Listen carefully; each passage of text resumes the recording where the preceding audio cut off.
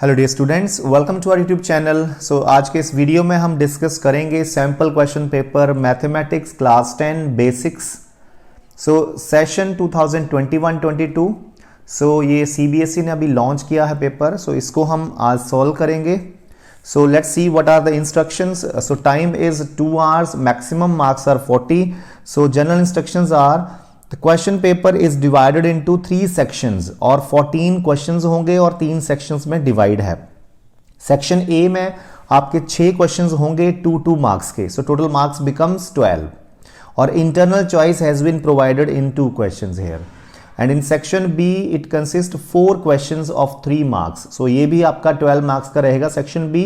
So internal choice has been provided in 1 question in B section। So section C comprise of 4 questions of 4 marks each, तो ये total 16 marks का बन गया आपका C section। So an internal choice has been provided in 1 question। So it contains 2 case study based questions also। So इसमें 2 case study based questions भी होंगे और 2 other questions होंगे। So let's start with the section A। So first question is find the roots of the quadratic equation 3x square minus 7x minus 6 is equal to 0। हम इसको factorisation method से solve करेंगे। ये quadratic equation का question है। सो हम -7x को ऐसे ब्रेक करेंगे कि जो 2 ब्रेकिंग पार्ट आएंगे उनका सम तो -7x ही आए, पर उनका प्रोडक्ट जो है वो इन दोनों के प्रोडक्ट के बराबर आए, मींस -18x² के बराबर आए। ठीक है, तो ये बन जाएंगे -9x + 2x। ठीक है, सो ये इसकी ब्रेकिंग बन जाएगी।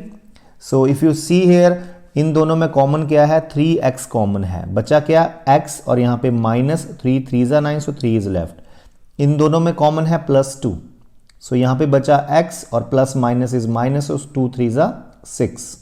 सो अब इन दोनों में क्या कॉमन है, x - 3 कॉमन है, so that implies you can put, and यहाँ पे बचा आपका 3x और यहाँ बचा +2। सो अब इन 2 पॉलिनोमियल का जो प्रोडक्ट है वो 0 है, तो इट मींस उनमें से कोई तो एक 0 होगा। सो ईदर दिस इज 0, तो यहां से x 3 आ जाएगा, और दिस इज 0, तो यहां से आपका 3x = -2 एंड x इज -2/3 आ जाएगा। सो 2 आंसर आ गए इसके। So the next question is, इसका और पार्ट में है, find the value of k for which the quadratic equation 3x² + kx + 3 = 0 has real and equal roots। तो देखिए क्वाड्रेटिक इक्वेशन के रियल एंड इक्वल रूट्स कब होते हैं, जब डिस्क्रिमिनेंट 0 होता है। ठीक है, याद रखना डिस्क्रिमिनेंट क्या होता है, 0।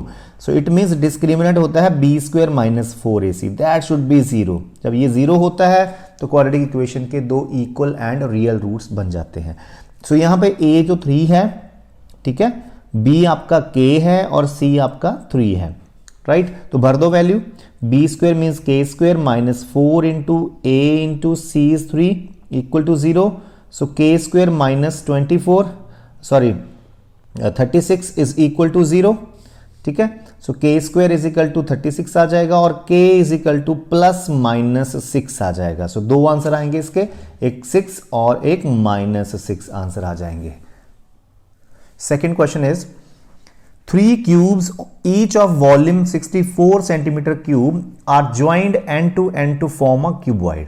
तो देखिए 3 क्यूब्स को हम ज्वाइन करते हैं, जैसे suppose this is first cube, second cube, third cube.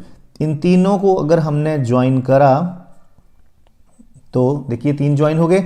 हर एक का वॉल्यूम जो है वो 64 है, तो अगर volume of cube is 64 cm³, तो what will be side of each, that is cube root of 64, तो 4 आ जाएगी साइड। तो देखिए 4 4 4 साइड, और रिजल्टिंग क्या बना, ये टोटल क्यूबॉइड बन गया आपके पास, है ना, क्यूबॉइड बना ना ये। तो क्यूबॉइड की लेंथ कितनी हो जाएगी, देखो 4 4 4 12 लेंथ हो जाएगी, ब्रेड्थ 4 ही रहेगी, हाइट 4 ही रहेगी। तो हमें इस क्यूबॉइड का टोटल सरफेस एरिया निकालना है। तो आपके पास क्यूबॉइड का टोटल सरफेस एरिया का फॉर्मूला क्या होता है, 2 × LB + BH + LH। तो ये बन जाएगा 2 × 12 × 4, ठीक है, सीधा लिख दूं मैं 48, ओके, प्लस BH 4 × 4 16 + LH 48 आ जाएगा। ठीक है, तो अगर आप इनको ऐड करोगे 48 + 48 96, 96 में ये डाला तो 112 बन जाएगा।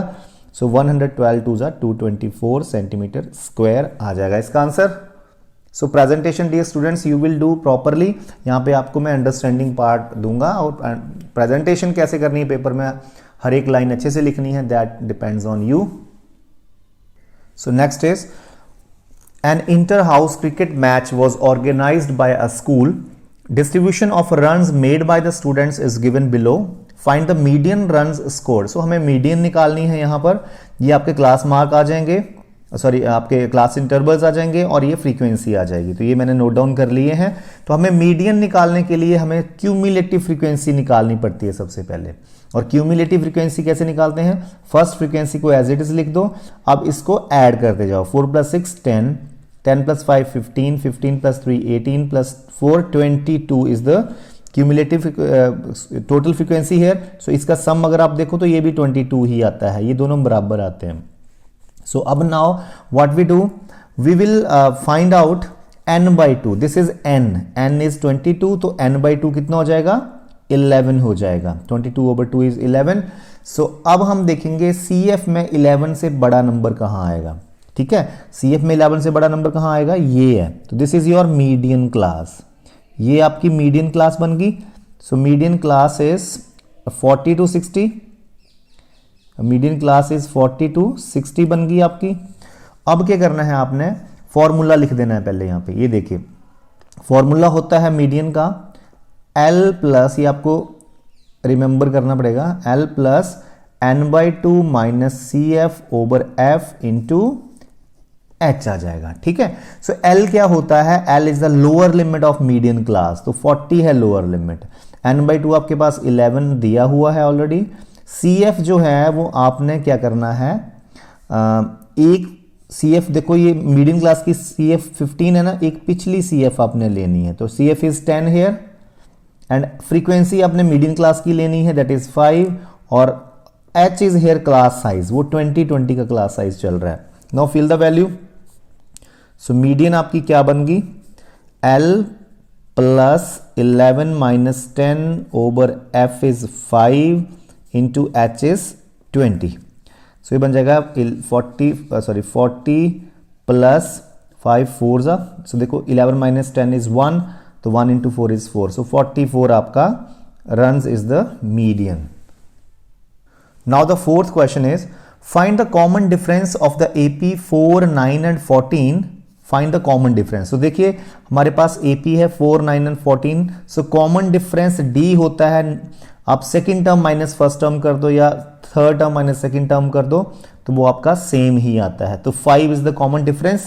Now if the first term changes to 6 and the common difference remains the same, तो पहली टर्म अगर हम 6 कर दें और कॉमन डिफरेंस 5 का ही रहने दें तो अगली टर्म बन जाएगी A प्लस डी, तो 6 में 5 ऐड कर दो 11, उसकी अगली बन जाएगी 16, सो ऑन, है ना। तो बोलते हैं then write the new AP, तो ये हमने न्यू AP लिख दी है ना, क्योंकि A है हमारा 6 राइट, और D बोलता है वही रहना चाहिए, तो 5 इज D। सो पहली टर्म होती है A, दूसरी होती है A प्लस डी, तो 11 हो जाएगा, A प्लस 2D तो 16 हो जाएगा, and so on it is. Next is the mode of the following frequency distribution is 38, find the value of x। तो ये हमें टेबल दिया है हमें, और मोड हमें ऑलरेडी दे रखा है 38, ठीक है, तो हमें x की वैल्यू निकालनी है। तो चलिए हमें मोड का फॉर्मूला पता होना चाहिए सबसे पहले, तो सबसे पहले मोड का फॉर्मूला लिख देते हैं। Mode is equal to L plus F1 minus F0 over 2F1 minus F0 minus F2 into H, ठीक है, दिस इज मोड। सो सबसे पहले हम मॉडल क्लास निकालते हैं। सो मॉडल क्लास होती है जिसकी हाईएस्ट फ्रीक्वेंसी होती है उस क्लास की। तो यहाँ पे तो हमें पता नहीं चलेगा किसकी हाईएस्ट फ्रीक्वेंसी है, क्योंकि x आ रहा है, x हमें नहीं पता क्या वैल्यू इसकी। तो हम देखेंगे मॉड किस इंटरवल में लाई कर रहा है। 38 किस में लाई करता है, 30 to 40 में। This is our modal class, right. So from here we can find out, so modal class is 30 to 40। So modal class की जो लोअर लिमिट होती है उसको हम L बोलते हैं, और जो मॉडल क्लास की जो फ्रीक्वेंसी है उसको हम F1 बोलते हैं। तो F1 इज 16 हेयर, एंड उसके पिछली फ्रीक्वेंसी को हम F0 बोलते हैं, तो दैट इज 12, और अगली फ्रीक्वेंसी को हम F2 बोलते हैं, that is X, and H is the class size जो 10-10 का डिफरेंस है, and this is only. So let's fill the value now. So mode हमारे पास ऑलरेडी दे रखा है 38, so 38 is equal to L is fill here value, L is 30 plus F1 is 16 minus F0 is 12, F0 भी बोल देते हैं, F0 भी बोल देते हैं। सो 2F1 32 बन जाएगा, 2 से मल्टीप्लाई करके, F0 is 12, F2 is x into H is 10 here. So let's find out the value. ये यहाँ जाके माइनस हो जाएगा, तो 38 माइनस 38 बच जाएगा, 16 minus 12 is 4, 32 minus 12 is 20 minus x into 10। So 10 ये ऊपर चला जाएगा, ठीक है। So now what we do, ये नीचे भी आ सकता है इधर, या आप एक काम करो क्रॉस मल्टीप्लाई कर देते हैं, ठीक है। ये 8/1 है तो इसको 8 से करा और ये 40 इधर आ जाएगा, तो 8 20 160 माइनस 8x और इधर आप लिख सकते हो 40, राइट। तो इन सब को इधर ले जाओ तो क्या बन जाएंगे, 8x प्लस का हो गया माइनस 160 हो गया plus 40 is equal to 0। So 8x minus 120 तो इधर जाके प्लस 120 बन जाएगा। सो x इज 15 आंसर आ सकता है, आ सकता नहीं, आ गया है हमारा 15 answer. So this is x 15 degree, sorry 15 only. So now our sixth question is coming, so that is XY and MN are tangents drawn at the end points of the diameter DE of the circle। तो देखिए ये diameter है और ये tangents drop कर दी गई हैं। हमें क्या प्रूव करना है, XY and MN are parallel, इन दोनों को हमें parallel प्रूव करना है। तो इसको मैं ऐसे ही एक्सप्लेन कर देता हूँ। So first of all we'll write that we know radius and tangents are at perpendicular to each other। So ये एंगल 90 हो गया, and here also radius and tangent are perpendicular to each other, तो ये angle भी 90 हो गया, ये भी 90 हो गया। So these two angles are equal but these are alternate interior angles। So if alternate interior angles are coming equal, so lines are parallel। तो इतना कुछ आपको लिखना पड़ेगा इसमें। Now or part of this, in the given figure a circle is inscribed in the quadrilateral ABCD, given AB is 6 centimetre, BC I'll also draw here। so यहां पे हम ड्रॉ कर लेते हैं, ऐसे है। so ABCD, ठीक है। so AB is 6 centimetre, BC is 7 centimetre, CD is 4 centimetre, AD we need to find out, ठीक है। तो हमने एक क्वेश्चन पढ़ा है, एक क्वेश्चन प्रूव किया है कि quadrilateral which is circumscribing a circle, the sum of opposite sides of that quadrilateral is equal. So ऐसी क्वाड्रिलेटरल जिसके अंदर सर्कल बना है जो कि चारों इसकी साइड्स को टच कर रहा है, तो उस क्वाड्रिलेटरल के जो ऑपोजिट साइड्स होती हैं उनका सम बराबर होता है। तो 6 + 4 10, तो 7 + what is 10, 7 + 3 will come here. सो इसका आंसर 3 आ जाएगा AD। तो हम यहां पे लिखेंगे we know if a circle is inscribed in a quadrilateral then the sum of the opposite sides of the quadrilateral are equal। so AB plus CD is equal to AD plus BC। so AB is 6 + 4 is equal to 7 + AD। तो AD will be 10 - 7 3 centimetre आ जाएगा। so now this is section B, 7th question। so an AP 5, 8, 11, has 40 terms, total terms are 40। find the last term and also find the sum of the last 10 terms। ठीक है, तो हमें last term total बताना है, last term कौन सी है। सो ये देखिए यहाँ पे A है 5 और D है 8 - 5 that is 3। So if n is 40, सो हमें an निकालना है ना, 40 टर्म निकालनी है। तो an का फॉर्मूला होता है a + n - 1 d। So an is equal to 5 + 40 - 1 and d is 3। so it becomes 5 + 40 - 1 is 39। so 39 3s are 117। so an is coming 122 आ गया, ठीक है। so an आ गया आपका 122। it means there is 122 is the last term of this AP। अब मुझे क्या करना है, he is asking that find the sum of the last 10 terms। so it means हमें देखिए जो 31st टर्म है वहां से लेके 40th टर्म का सम निकालना है। लास्ट 10 टर्म्स आर दीज, ठीक है। तो हम 31st टर्म निकालेंगे, वो हम उसको हम पहली टर्म ट्रीट करेंगे और इसको 10th टर्म ट्रीट करेंगे, है ना, उसका सम हम निकालेंगे। तो let's see what is 31st term. So a plus 30d, so a is 5, 30 is 30 into d, 33 is 90, so 95 आ गई आपकी 31st टर्म, ठीक है। तो ये हमारी पहली टर्म होगी यहां से लेके हमें, सो यहाँ पे हमारी AP बन जाएगी 95, है ना।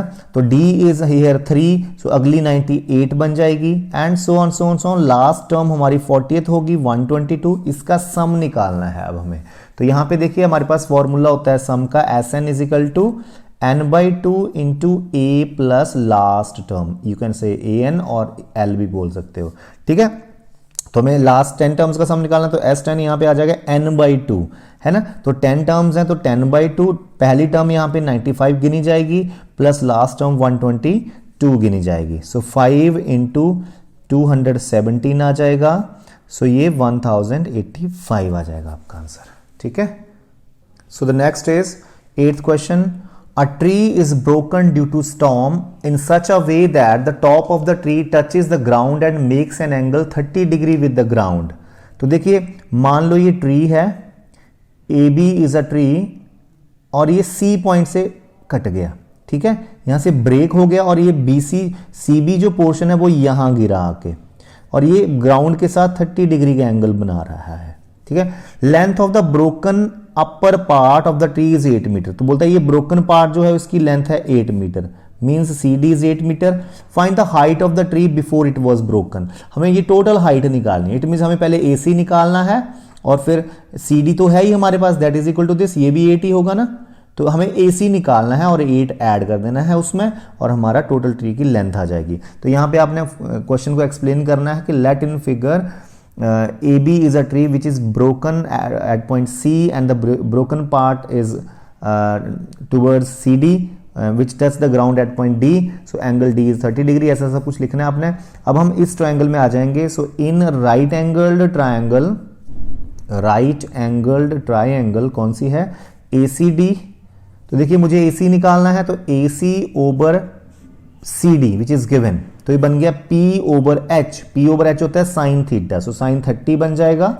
सो AC over 8 is equal to 1/2, so AC आपका 4 आ जाएगा, 8 ओवर 2 इज 4। सो बेटा AC 4 आ गया तो ये 8 है, टोटल बन गया हमारा 12 बन गया। सो 12 मीटर आंसर इसका आ जाएगा। सो द नेक्स्ट क्वेश्चन देखें इसका और part.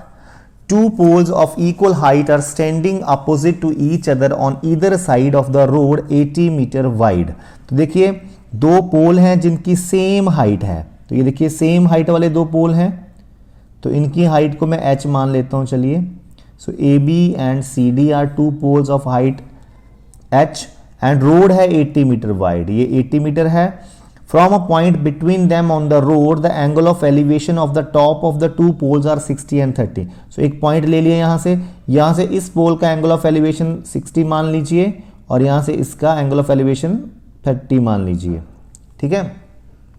So okay, find the distance between the two poles. हमें find the distance of the point from the two poles. हमें इस पॉइंट की डिस्टेंस, मान लो ये P पॉइंट है, हमें PC एंड PA निकालना है। इस पोल की, इस पॉइंट की डिस्टेंस दोनों पोल से निकालनी है। तो मान लीजिए अगर मैं PC को x मान लूं, लेट PC बी x, ठीक है, तो ये 80 माइनस एक्स हो जाएगा। सो AP will be 80 minus x because total is 80।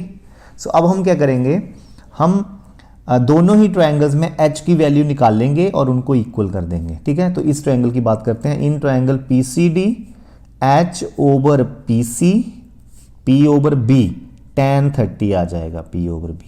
So H is equal to PC आपका आ गया x, tan 30 आ गया 1/√3, ठीक है। तो ये हमारी फर्स्ट वैल्यू आ गई। अब सेकेंड ट्रायंगल में भी हम h की वैल्यू निकालेंगे। तो इस ट्रायंगल में अगर हम देखें तो h over AP is 80 minus x is tan 60, that is √3। So h की वैल्यू यहां से आ जाएगी 80 माइनस एक्स √3। अब दोनों ही इक्वेशंस को इक्वेट कर सकते हो क्योंकि दोनों ही h की वैल्यूज हैं। सो इक्वेटिंग 1 एंड 2 को इक्वेट कर दो। So x over √3 is equal to 80 minus x into √3 आ जाएगा।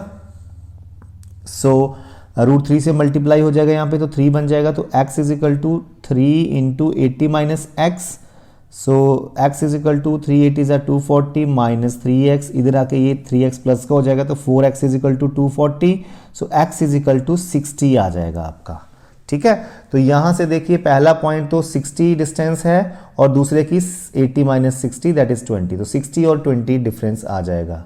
ठीक है, now the 9th question is PA and PB are tangents drawn to a circle with center O. PA is 6 and this angle is 60 degree. Find the length of AB. AB की length निकालनी है। तो देखिए ये 6 है तो ये भी 6 होगा। We know tangents from external points are equal. So ये 6 तो ये भी 6 हो जाएगा। ठीक है, now these two sides are equal, then these two angles will also be equal. सो ये एंगल अगर आप x x मान लो, इनको दोनों बराबर हैं, तो x plus 60 is equal to 180, so 2x is equal to 120 हो जाएगा, x भी 60 आ जाएगा, तो ये भी 60 60 बन जाएंगे क्योंकि दोनों साइडें बराबर हैं, तो दोनों एंगल भी बराबर होंगे, तो ये भी 60 60 आ जाएंगे। ठीक है, so because this all angles are 60 60 60, so this is a equilateral triangle. So equilateral triangle में तो सारी साइड्स भी बराबर होती हैं, तो ये 6 है तो ये भी 6 साइड होगी। ओके, सो दोबारा I tell you again, so this is 60, so अगर PA 6 सेंटीमीटर है तो PB भी 6 सेंटीमीटर होगा, because tangent from external points are equal, so ये भी 6 हो जाएगा। नाउ ये अगर ये दोनों साइडें बराबर हैं तो ये दोनों एंगल भी बराबर होंगे, दोनों को x x मान लो, so x plus 60 is equal to 180, angle sum property लगा दी तो 2x इज इक्वल टू 120 हो जाएगा, x यहाँ से 60 आ जाएगा, तो ये भी 60 आ गया, ये भी 60, सो इक्विलेटरल ट्रायंगल बन गई, तो ये भी 6 सेंटीमीटर आ जाएगी side. Next is the sum of the squares of 3 positive numbers that are consecutive multiples of 5 is 725, find that numbers। तो देखिए जो 3 5 के मल्टीपल्स हैं, लगातार आने वाले 5 के मल्टीपल्स हैं, उनके स्क्वायर्स का सम जो है वो 725 है। तो देखिए पहला मल्टीपल मैं 5x मान लेता हूं, दूसरा मल्टीपल 5x में 5 ऐड करने पड़ेंगे, तीसरा मल्टीपल 5x में 10 ऐड करने पड़ेंगे, ये आपके 3 मल्टीपल आए। तो इनके स्क्वायर्स का सम जो दे रखा है वो 725 दे रखा है। ठीक है, तो इसको आप खोलो, 25x स्क्वायर बन जाएगा और ये a प्लस बी का होल स्क्वायर लगा दो, तो a square is this plus b square is this plus 2ab, 2 into 5 into 5 50x आ जाएगा, plus a square 25x square plus b square is 100 plus 2ab is 2 into 5 10 10 10 100x आ जाएगा, is equal to 725। तो हमारे ये values आ जाएंगी। सो इनको solve करेंगे तो देखो 25x स्क्वायर बन गया 50x square plus 25x square 75x square total बन जाएगा हमारे पास, प्लस x वाली टर्म्स 50x प्लस 100x तो 175x। ठीक है, सो ये बन जाएगा 150x बन जाएगा, नॉट 175, 150x बन जाएगा, प्लस कांस्टेंट टर्म्स ये 25 है, ये 100 है, 125 बन गया, और यहाँ से माइनस 725 भी इधर आ जाएगा, तो आपके माइनस वाला बड़े हो जाएंगे, तो माइनस के 600 बच जाएंगे आपके पास। ठीक है, ये हो गया। अब आप सबको ही 75 से डिवाइड कर दो, 75 से डिवाइड किया तो x स्क्वायर आएगा, यहाँ पे 2x आएगा, 600 को 75 से डिवाइड करेंगे तो 8 आ जाएगा आपके पास। Okay, so now splitting middle term x square, so हम इसकी स्प्लिटिंग करेंगे, इसकी स्प्लिटिंग क्या बनेगी, प्लस 4x माइनस 2x बन जाएगी। ठीक है, हमने प्लस 2x को ऐसे ब्रेक करना है, इन दोनों पार्ट्स का सम तो 2x ही आए और इनका सम 2x ही है, पर प्रोडक्ट इनका माइनस 8x स्क्वायर आए, देखो इनका, तो ये आ गया। x कॉमन लिया तो x प्लस 4, यहाँ से -2 कॉमन लिया तो x plus 4, minus minus is plus 4 आ जाएगा, so x plus 4 into x minus 2 is equal to 0। So यहाँ से इधर x इज -4 आ जाएगा यहाँ से, और यहाँ से x माइनस 2 0 आया तो x इज इक्वल टू 2 आ जाएगा। सो यहाँ से हम क्या करेंगे, क्योंकि ये 5 के मल्टीपल्स हैं तो हम नेगेटिव इसमें रिजेक्ट कर देंगे। ठीक है, so x is equal to 2 answer आ जाएगा। सो नंबर्स हमारे पास आएंगे यहाँ पर, पहला है 5x, तो 5 इंटू 2 10 बन जाएगा, अगला 15 बन जाएगा और अगला 20 बन जाएगा। ठीक है, ये 3 नंबर्स हैं, इनके स्क्वायर्स का सम करोगे तो यही आएगा, चेक कर सकते हो आप। Now it is C section, this is each question will be of 4 marks. So construct two concentric circles of radii 3 cm and 7 cm. Draw two tangents to the smaller circle from a point P which lies on the bigger circle. So ये मैं आपको ऐसे ही discuss करूंगा, आपको explain करूंगा, आपको ये compass की हेल्प से बनाना होगा. सो अब हम एक सेंटर लेंगे, अब दो सर्कल लगाएंगे इसको सेंटर लेके. एक सर्कल की रेडियस 3 सेंटीमीटर होगी और एक सर्कल की रेडियस 7 सेंटीमीटर होगी. तो कंपास को 3 सेंटीमीटर खोला और एक सर्कल लगा दिया. ठीक है, सो आपने कंपास से और अच्छे से पेंसिल शार्प करके बनाना है. ठीक है, सो अब अगेन आप यहाँ पे कंपास रखोगे और 7 सेंटीमीटर रेडियस खोलोगे और एक अदर सर्कल लगा दोगे. अब क्वेश्चन है कि हमने जो छोटा सर्कल है उसके ऊपर बड़े सर्कल पे कोई पॉइंट ले लो, वहां से टेंजेंट ड्रॉप करनी है. तो हमने सपोज करो बड़े सर्कल पे मैंने ये पॉइंट ले लिया P. ठीक है, और ये सेंटर है. तो यहां से मैंने दो टेंजेंट ड्रॉप करनी है छोटे सर्कल पर. तो क्या प्रोसीजर होता है, सबसे पहले उस पॉइंट को सेंटर से ज्वाइन करा, फिर OP का परपेंडिकुलर बाइसेक्टर खींचना है. OP का परपेंडिकुलर बाइसेक्टर खींचना है. सो O पे रखी कंपास और OP के हाफ से ज़्यादा खोलनी है, अप एंड डाउन आर्क लगा देनी है. फिर P पे रख के, फिर O पे रख के यही आर्क को हमने कट कर देना है. तो OP का ये परपेंडिकुलर बाइसेक्टर बन जाएगा. ठीक है, अब जहाँ पे ये परपेंडिकुलर बाइसेक्टर ने OP को काटा वहाँ पे कंपास रख कर हमने इसको O के बराबर खोलना है और एक और सर्कल लगा देना है. और ये सर्कल जो है वो आपको बताऊं O और P दोनों से होके जाएगा, दोनों से होके जाएगा. अब नए सर्कल ने छोटे सर्कल को जहां काटा उनके नाम दे दो, A और B दे दिए. अब P और A को ज्वाइन कर दो और P और B को स्केल से ज्वाइन करना है अच्छे से. तो ये दो टेंजेंट आ गई, रिक्वायर्ड टेंजेंट. और रिजल्ट भी आपने लिखना है, PA and PB are two required tangents. So this way you will do this construction. So the OR part is also construction. Draw a pair of tangents to a circle of radius 6 cm which are inclined to each other at an angle of 60 degree. Also find the length of the tangent also. ठीक है, तो इसमें क्या है, एक circle है जिसकी radius है 6 सेंटीमीटर. 6 सेंटीमीटर कंपास खोलनी है और एक सर्कल लगा देना है. लगा दिया. ओके, अब क्या करना है, इस सर्कल के ऊपर दो टेंजेंट्स ड्रॉप करनी है जिनके बीच का एंगल 60 डिग्री हो. तो हम इसको थोड़ा सा समझते हैं. यहाँ पे अगर बच्चों टेंजेंट के बीच का एंगल 60 होना, तो याद रखना सपोज ये रेडियस है, ये रेडियस है, सेंटर है, ये एंगल तो हमेशा 90 होता है, ये एंगल हमेशा 90 होता है. तो इन दोनों एंगल्स का सम भी 180 होता है क्योंकि इन दोनों का 180 है. ये देखिए, ये दो टेंजेंट्स हैं, ये रेडियस है, रेडियस है, ये एंगल हमेशा 90 होता है, हमें पता है ये एंगल हमेशा 90 होता है. अब इस क्वाड्रिलेटरल के चार एंगल्स का सम तो 360 होना है, तो इन दोनों का तो 180 हो गया, तो इन दोनों का भी 180 ही होगा. तो अगर ये 60 दिया हो तो यहाँ पे 120 होगा क्योंकि दोनों का सम 180 है. तो वैसे ही हमने यहाँ पे 120 डिग्री का एंगल बना देना है. तो एक रेडियस ऐसे को ले लीजिए OA. अब यहाँ पर आपने 120 का एंगल बनाना है. कंपास यहाँ रखी और आर्क लगा दी और यहाँ पे रख के ये आर्क, यहाँ पे रख के ये आर्क, तो ये 120 का एंगल बन गया. हम यहाँ पहुँच गए और यहाँ पहुँच गए. और इन दोनों पॉइंट्स पे 90 का बनना है. सो यहाँ पे कंपास रखी और यहाँ पे 90 का एंगल बना दिया. तो सबको आता होगा बनाने 90 का एंगल. ठीक है, अब यहाँ पे 90 का बना दिया. अब ये ऑटोमेटिकली 60 डिग्री बन जाएगा. ठीक है, इसको P नाम दे दो, ऑटोमेटिकली 60 डिग्री हो जाएगा. तो दिस इज क्वेश्चन. अब इसको मेजर कर सकते हो आप, कितनी लेंथ आएगी वो रिजल्ट में हम लिख देंगे. तो ऐसे आपको नंबर मिल जाएंगे. So do it with the help of compass, scale, protractor. Protractor की जरूरत ही नहीं है वैसे, कंपास, स्केल, इरेजर और जो भी है. ठीक है, pencil. Now the 12th question is, following age wise chart of 300 passengers flying from Delhi to Pune is prepared by the airline staff. So age less than 10, 14 passenger, less than 20, 44 and so on. So we are to find out the mean of this passenger. ठीक है, so सबसे पहले हम इस class intervals को properly इसको arrange करेंगे. So less than 10, less than 20.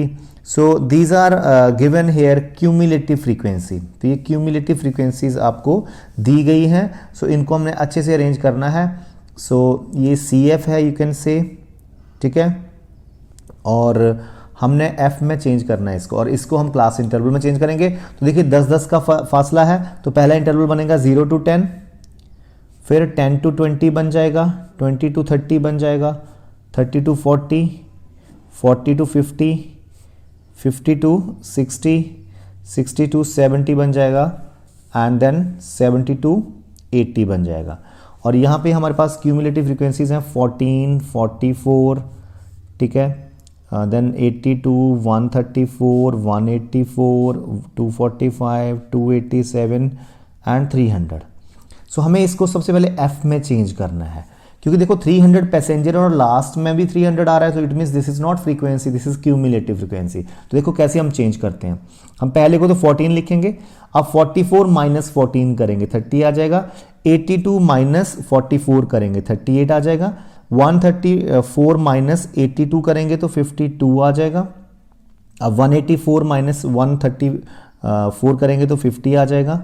Then 245 minus 184 करेंगे तो 61 आ जाएगा। 287 माइनस 245 करेंगे तो 42 आ जाएगा। देन दिस माइनस दिस 13 आ जाएगा। तो ये हमारा एफ आ गया, ठीक है। अब मिड वैल्यू निकालिए, दैट इज क्लास मार्क। 0 और 10 के बीच क्या आता है 5, दोनों को ऐड करो डिवाइड बाय 2, दोनों को ऐड करो डिवाइड बाय 2, तो 15 आ गया। अब पता है 10-10 का डिफरेंस है, तो 10-10 का डिफरेंस आप खुद लेते जाओ, ठीक है। सो ये चीज़ें हमें करनी पड़ेंगी। अब हम FI XI निकालते हैं। FI XI मीन्स दिन दोनों को मल्टीप्लाई करना है। तो 14 5 70, 30 15 450, ठीक है। This into this 950, this into this 35 2 77, 35 5 and 182 आ जाएगा। सो 45 5 225 एंड 10 आ जाएगी। सो इसको मुझे करना पड़ेगा कैलकुलेट। ये आ जाएगा 55 55 5 एंड देन 35, ये आ जाएगा। सो 42 इंटू 65 हमारा आ जाएगा 0 एंड ये आ जाएगा, ठीक है। सो नेक्स्ट इज 75 इंटू 13, 13 5 65 6 7 आ जाएगा, ठीक है। सो इसको जब हम टोटल करेंगे FI XI निकालेंगे तो इनका टोटल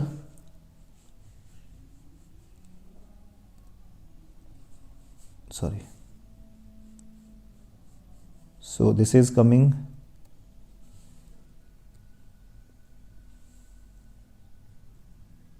दिस इज ओके, चलिए this is coming. So now what we do, so इन सब का सम तो 300 है, ठीक है। तो मीन का फॉर्मूला होता है हमारे पास sigma FI XI over sigma FI, ठीक है। सो सिग्मा FI XI का 12,600 ओवर इन सब का सम जो वो 300 है, ये 300 आ जाएगा डिवाइड में। सो 4 3 12, 3 2 सो 42 is the mean coming here. Now these are case study based questions. So first question is, a lighthouse is a tall tower with light near the top, ठीक है। These are often built on island coast or on cliffs. Lighthouses on water surface act as a navigational aid to the mariners and send warning to boats and ships for dangers. Initially wood coal would be used as illuminators and gradually it was replaced by candles, lanterns and electric lights. Nowadays they are run by machines and remote monitoring. Prungs Reef lighthouse of Mumbai was constructed in 1874 to 75. It is approximately 40 meter high. So this is 40 meter high. अब ये काम की बात आ गई है, 40 meter high and its beam can be seen at a distance of 30 kilometer. तो इसकी जो बीम है वो 30 किलोमीटर की डिस्टेंस तक देखी जाती है।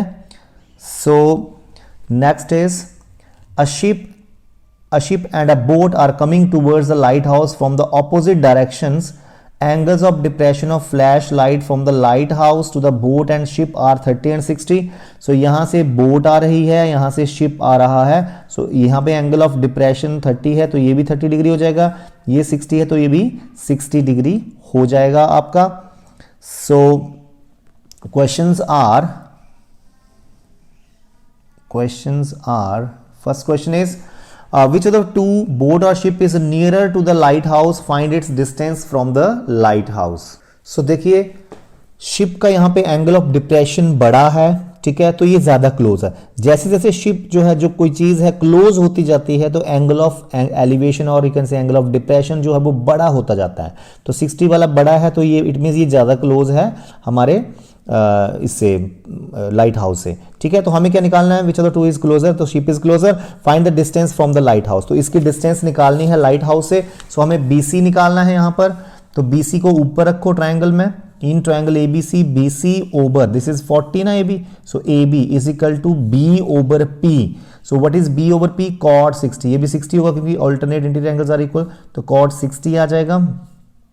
So BC over AB, AB is 40 is equal to cot 60 is 1 by root 3, so ये डिस्टेंस BC आ जाएगी 40 over root 3 आ जाएगी। जब आप रैशनलाइज करोगे डिनोमिनेटर को तो रूट थ्री से मल्टीप्लाई, तो 40 रूट 3 ओवर 3 मीटर डिस्टेंस ये आ जाएगी आपकी। Okay, so the next question is asked here that find the time taken by the boat to reach the lighthouse if it is moving at the rate of 20 km per hour। तो देखिए सबसे पहले हम distance निकालेंगे और हमारे पास speed दे रखी है, तो डिस्टेंस है स्पीड है, तो डिस्टेंस ओवर स्पीड करके हम टाइम निकाल लेंगे।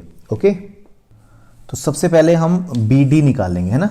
सो BD इस ट्रायंगल में ABD में BD ओवर AB, ये बन गया B ओवर P, cot 30।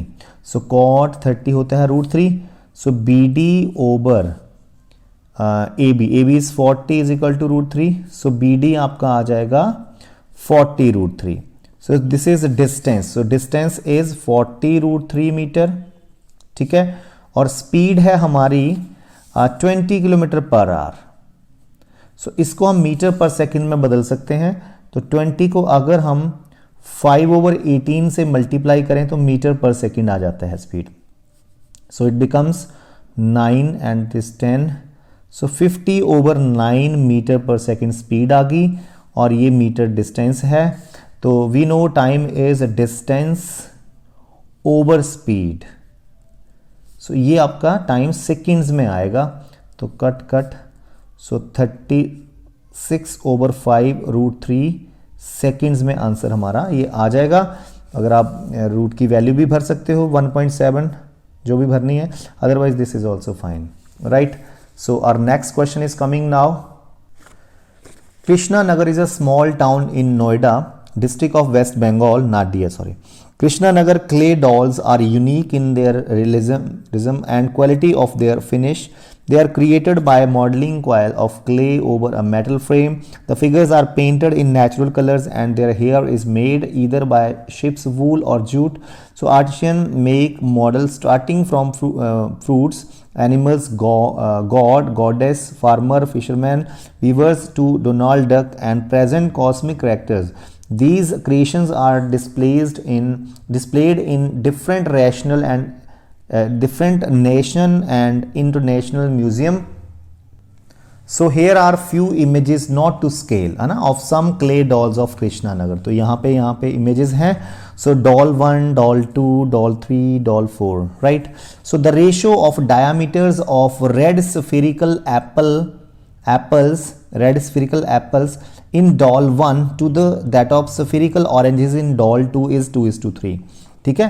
तो इनके जो सरफेस एरियाज हैं, spherical ratio of diameter, sorry, जो डॉल 1 में जो एप्पल्स हैं इनके डायमीटर और इनके डायमीटर जो डॉल 4 में इनका रेशियो है 2:3, ठीक है। So in doll 3 male doll of blue colour has cylindrical body, तो इसमें male doll of blue colour की है, सो सिलेंड्रिकल बॉडी है, and a spherical head is spherical hair. The spherical head touches the cylindrical body. The radius of the both the spherical head and the cylindrical body is 3 centimetre, दोनों की radius 3 centimetre है, and the height of the cylindrical body is 8, यहाँ पे height of cylinder is 8। Based on the above information answer the following questions. So the first is क्या, what is the ratio of the surface area of red spherical apple in doll 1 to that of spherical orange in doll 2। तो देखिए जो doll 1 में और doll 3 में आपका जो doll 2 में सॉरी आपका जो डायामीटर का रेशियो दिया है वो 2:3 है। तो doll 1 का डायामीटर हम मान लेते हैं 2x एंड doll 2 का डायामीटर 3x मान लेते हैं। तो उनकी रेडियस क्या बन जाएगी, doll 1 की रेडियस बन जाएगी, यू कैन से r1 2 बन जाएगी x 2x over 2 that is x, और यहाँ पे इसकी रेडियस बन जाएगी 3x/2।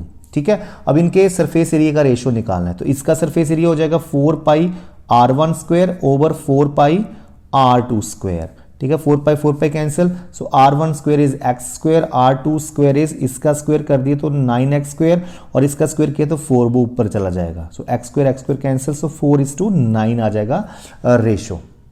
So second part is the blue doll of doll 3 is melted and its clay is used to make the cylindrical drum of doll 4.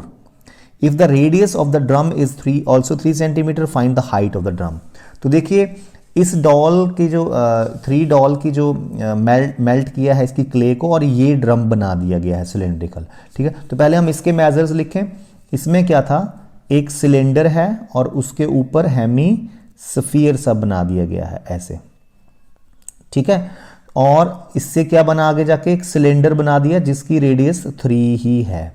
ठीक है, सो इसकी radius 3 ही है और इनकी रेडियस भी 3 है, और इसकी जो हाइट है वो 8 है। अब हमें इसकी हाइट निकालनी है, इसको मान लो कैपिटल H मान लिया, तो इट मीन्स इन दोनों का जो वॉल्यूम है वो इसके वॉल्यूम के बराबर होगा, क्योंकि इसको पिघला के ये बनाया गया है। So volume of this, what is this, is equal to volume of this. तो सिलेंडर का वॉल्यूम क्या होता है, πr²h, कैपिटल H का नाम दे दिया मैंने इसको, इज इक्वल टू इन दोनों के वॉल्यूम का सम।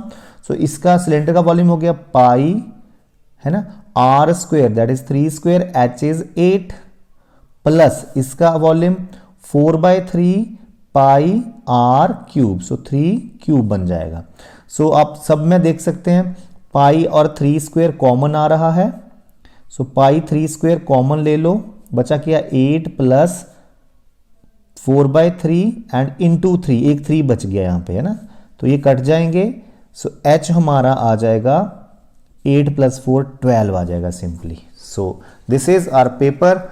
सो if you have any doubt then you can write in chat box how is this video. If you understand these questions then like, share and subscribe the channel. Thank you so much.